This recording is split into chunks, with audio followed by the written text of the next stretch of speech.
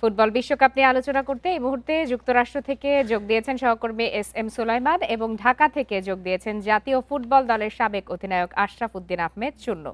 আপনাদের দুজনকেই স্বাগত জানাচ্ছি ইন্ডিপেন্ডেন্ট টেলিভিশনে। শুরুতেই সহকর্মী সুলাইমান, আপনার কাছে একটু জানতে চাই যে যেহেতু আপনি নিউ ইয়র্কে আছেন এবং আয়োজক ৩ দেশের মধ্যে আমেরিকা অন্যতম, এবং আমরা প্রতিবেদনেও দেখাচ্ছিলাম যে কি পরিমাণ উন্মাদনা, জমকালো উদ্বোধনী অনুষ্ঠানের আয়োজন রয়েছে। এই মুহূর্তে আসলে নিউ ইয়র্কে বিশ্বকাপের আমেজ কতটা টের পাচ্ছেন?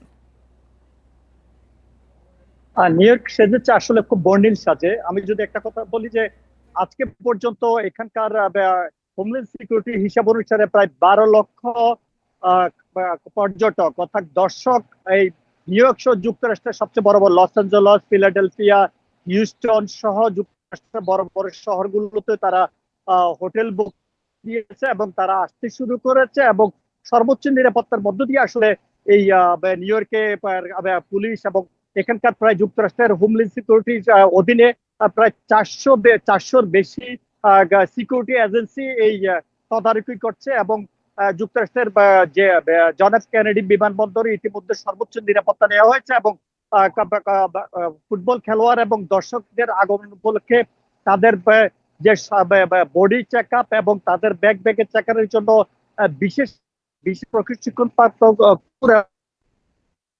করা হচ্ছে। এবং আরেকটা বিষয় যেটা আপনি জানেন যে এখানকার ফুটবলের যে ফাইনাল আসর বসবে নিউ জার্সি, যেটি আসলে নিউ ইয়র্কের পার্শ্ববর্তী অঙ্গরাজ্য, এবং ম্যাটলাইফ যে স্টেডিয়াম, সেই স্টেডিয়ামে অনুষ্ঠিত হবে সে 19 জুলাইয়ের যে ফাইনাল খেলাটি। এবং এই উপলক্ষে আসলে সবাই থাকবে, দর্শক এবং খেলোয়াড়রা সবার থাকার ব্যবস্থা রয়েছে নিউ ইয়র্কে, যেটি পার্শ্ববর্তী একটি অঙ্গরাজ্য। এবং এখানকার যেদিন যে এই ম্যাটলাইফ যে স্টেডিয়াম, সেই স্টেডিয়ামে টোটাল ফাইনাল সহ 8টি খেলা অনুষ্ঠিত এবং এই উপলক্ষে খেলার দিনগুলোতে এখানকার প্রতিদিন 4 ঘন্টা আগেই সড়ক মহাসড়কে মালবাহী সকল যানবাহন বন্ধ থাকবে এবং বন্ধ থাকবে এখানকার শহরগুলো এরই মধ্যে পুরোপুরি প্রস্তুত। এস এম সুলাইমান, আপনি থাকুন আমাদের সাথে, আপনার কাছে আবারও ফিরবো। এর আগে চলে যাচ্ছি জনাব আশরাফ উদ্দিন আহমেদ চুন্নু, আপনার কাছে একটু জানতে চাই যে যেহেতু বাংলাদেশের সবচেয়ে বেশি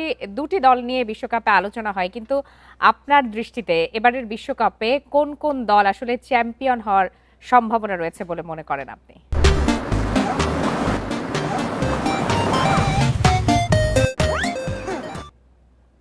ধন্যবাদ আপনাকে। আসলে ব্রাজিল, আর্জেন্টিনা সমর্থক সারা বিশ্বেই অনেক বেশি। সেক্ষেত্রে তারা চ্যাম্পিয়ন হিসেবে খেলতে আসে এই আসরে। তবে এখানে অনেকেই দাবিদার থাকে, ইউরোপের স্পেন, ফ্রান্স, ইংল্যান্ড, জার্মানি, এরকম বড় বড় দলগুলো এখানে চ্যাম্পিয়নশিপের জন্য খেলতে আসে। তো এবারের বিশ্বকাপটা একটু অন্যরকম, প্রায় 48টা দল নিয়েই এবার বিশ্বকাপ হচ্ছে। দীর্ঘদিন যাবত এই খেলাটি হবে, মানুষ মুখিয়ে আছে এই বিশ্বকাপ দেখার জন্য। আগামীকাল থেকে শুরু হবে এই বিশ্বকাপ। তো আমি আমি মনে করি যে যাদের নাম বললাম তাদের মধ্যেই আশা করি যে চ্যাম্পিয়ন একটা টিম বেরিয়ে আসবে। সেক্ষেত্রে যাদেরকে ছোট দল বা নতুন দল হিসাবে ধরা হয়, তাদের মধ্যে থেকে কোন কোন দল চমক দেখাতে পারে বলে আপনি আশা করছেন? এবার যেমন ধরেন মরক্কো গত বিশ্বকাপে যে চমক দেখিয়েছিল, তার দিকে অবশ্যই আমি তাকিয়ে আছি যে সে একটা ভালো রেজাল্ট করবে। আর অন্যান্য দলগুলো, ছোট ছোট দলগুলি আছে, তারাও চমক সৃষ্টি করবে। এখানে যে সমস্ত দলগুলি আসছে খেলতে, প্রত্যেকটি দল কিন্তু বিগত দিনে বিভিন্ন খেলা খেলে, অর্থাৎ আহ বিভিন্ন দলকে পরাজিত করে এখানে কিন্তু এসছে এবং তারা ভালো খেলে এসছে। তারা তারা এখানে দেখাতে আসছে তাদের নিজেদের পারফরমেন্স অনুযায়ী তারা খেলবে। এবং এখানে ছোট দলগুলোর মধ্যে অন্যতম আমি বলবো, যেমন সৌদি আরব গত বিশ্বকাপে অনেক আহ শক্তিশালী দল, অর্থাৎ আর্জেন্টিনাকে ফার্স্ট ম্যাচে হারিয়ে দিয়েছিল, বেশ ভালো চমক সৃষ্টি করেছিল। এরকম অনেক দলই আছে যারা এবার চমক সৃষ্টি করবে, যেটা দেখে মানুষ আলোড়িত হবে এবং ফুটবল খেলাটা ওই খেলার মধ্যেই থাকবে। জি, জনাব আশরাফ উদ্দিন আহমেদ চুন্নু, আপনি থাকুন আমাদের সাথে। আমি একটু আবারও চলে যাচ্ছি নিউ ইয়র্কের সহকর্মী এস এম সুলাইমানের কাছে।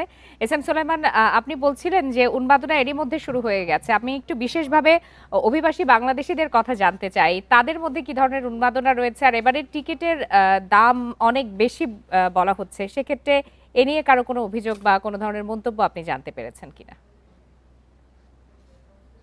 বাংলাদেশিরা আসলে বাংলাদেশে যেমন উন্মাদনা রয়েছে, প্রবাসী বাংলাদেশি যুক্তরাষ্ট্রে প্রায় 1 মিলিয়ন বেশি বাংলাদেশি রয়েছে, তাদের মধ্যে উন্মাদনা রয়েছে। ইতিমধ্যে বাংলাদেশি এলাকাগুলোতে ব্রাজিল, আর্জেন্টিনা এই ব্যানারে ছেয়ে গেছে, এবং বাংলাদেশিরা বিভিন্ন যখন বিভিন্ন প্রোগ্রামে যাচ্ছে কিংবা কাজে কিংবা অফিসে যাচ্ছে, তারা ব্রাজিল, বিশেষ করে ব্রাজিল এবং আর্জেন্টিনার জার্সি গায়ে দিয়ে রেগুলার যে পোশাক, তারা সেটা পরিবর্তে ব্রাজিল এবং আর্জেন্টিনার পোশাক পরছেন, এবং তাদের গাড়িতে ব্রাজিল, আর্জেন্টিনার লগো কিংবা ব্যানার লাগিয়ে তারা হাঁটছেন। আরেকটা বিষয় আপনাকে জানিয়ে রাখি যে এখানকার ফাইনাল বিশ্বকাপের যে খেলাটি, সেটির জন্য সর্বোচ্চ টিকেটের মূল্য 11,000 পর্যন্ত এ পর্যন্ত উঠেছে, কিন্তু নিউ ইয়র্কের মেয়র মামদানি গত সোমবার থেকে লটারির মাধ্যমে মাত্র $50 টিকিটের ব্যবস্থা করেছেন, এবং লটারিতে প্রায় 50,000 লোক ইতিমধ্যে লটারিতে টিকিট কেনার জন্য আবেদন করেছেন। তবে $50 টিকিট এ পর্যন্ত কেউ পেয়েছেন কিনা আসলে এমন একটা খবর পাওয়া যায়নি। তবে বিশ্বকাপ ফাইনালের দিন এখানকার সারা দিন ব্যাপী নিউ ইয়র্ক থেকে নিউ জার্সি অর্থাৎ স্টেডিয়াম পর্যন্ত ফ্রি বাস এবং শাটল বাস এবং ট্রেনের ব্যবস্থা করা হয়েছে। ওই দিন শুধু খেলোয়াড় এবং দর্শক এবং আগত অতিথিদের জন্য ফ্রি বাস এবং শাটলের ব্যবস্থা করা হয়েছে, এবং বন্ধ থাকবে যানবাহন, যাত্রীবাহী বাহন ছাড়া অন্যান্য মালামালবাহী যানবাহন বন্ধ থাকবে। এবং ইতিমধ্যে নিউ ইয়র্কের রাস্তাগুলো যে এখন আসলে সামার টাইম, গরম গ্রীষ্মকালীন সময়, এই সময় আসলে রাস্তাঘাটে যে ফুটপাতে ফল বিক্রি, ফল ফুল কিংবা ট্রেডিশনাল যে পোশাক এবং বাংলাদেশে যে খাবার কিংবা আম কাঁঠাল এগুলো বিক্রি, এই বিষয়গুলো বন্ধ করে দেওয়া হয়েছে, এবং রোড সমস্ত রাস্তাগুলো পরিষ্কার করে নেওয়া হয়েছে, এবং সব জায়গায় আসলে সাজ একটা উৎসব রয়েছে। এবং বাংলাদেশিরা আসলে মনে হয় যেন বাংলাদেশে যেমন তাদের কাজকর্মের মানে গতি কমিয়ে ফেলছে, ঠিক এমনও রেগুলো এখানেও আসলে প্রবাসীও, যেখানে 24 ঘন্টা তাদের কাজের তাগিদে দৌড়াতে হয়, জীবিকার তাগিদে দৌড়াতে হয়, কিন্তু সেখানেও জি, তারা এস এম ব্রাজিল, সুলাইমান, আপনি আর্জেন্টিনা থাকুন কিংবা আমাদের সাথে। আমি এবারে আবারও চলে যাচ্ছি জনাব আশরাফ উদ্দিন আহমেদ চুন্নু, আপনার কাছে। আপনার কাছে একটি বিষয় জানতে চাই যে বাংলাদেশ তো ফুটবল বিশ্বকাপের মূল পর্বে তো দূরের কথা, বাছাই পর্বেই খেলার কথা এখনো চিন্তা করতে পারে না। সেক্ষেত্রে বাংলাদেশ ফুটবল নিয়ে এখনো বেশ কিছু কাজ হচ্ছে। আপনার কি মনে হয় যে অদূর ভবিষ্যতে বাংলাদেশের ভালো করার বা বিশ্বকাপ বাছাই পর্ব খেলার কোনো ধরনের সম্ভাবনা আছে কিনা? আসলে এখন একটু সুযোগ হয়েছে, এবার থেকে শুরু হচ্ছে 48টি দলকে নিয়ে বিশ্বকাপের মূল পর্বে খেলা। সেখানে কিন্তু একটা সুযোগ থেকেই যায়। বাংলাদেশ এখন যে অবস্থায় আছে, আমরা বিদেশ থেকে আমাদের বংশোদ্ভূত খেলোয়াড়কে এনে যেভাবে দলকে সাজিয়েছি, আপনি দেখেন গত কয়েকদিন আগে আমরা মালটোবাকে হারালাম, আহ দুই এক গোলে আমরা হারিয়েছি ইউরোপিয়ান কোনো একটি দলকে। তো এখানে বলাই যায় যে আমরা যদি সঠিক সময় এবং সঠিক পদ্ধতি এবং সঠিকভাবে যদি এগুতে পারি, হয়তো অদূর ভবিষ্যতে আমরাও বাংলাদেশ বিশ্বকাপ খেলতে পারবো। এখন একটা সুযোগ আসছে, যেহেতু অনেক দল অংশগ্রহণ করছে, সেহেতু আমরা যদি এখন থেকে প্ল্যানিং করি, প্ল্যানিংটা যদি সুন্দরভাবে করে এটা যদি আমরা ঠিক মতো এগিয়ে নিয়ে যেতে পারি, তাহলে হয়তো বা 2 4 10 বছর, 15 বছর, 20 বছর পরে আমরা কিন্তু বিশ্বকাপ খেলতে পারি। এই বিশ্বাস আমার জন্মেছে, এবং আমি আশাবাদী বাংলাদেশ ভবিষ্যতে বিশ্বকাপ খেলবে। জি, আমরাও আশা রাখতে চাই। আপনাদের দুজনকে অনেক ধন্যবাদ আমাদেরকে সময় দেওয়ার জন্য।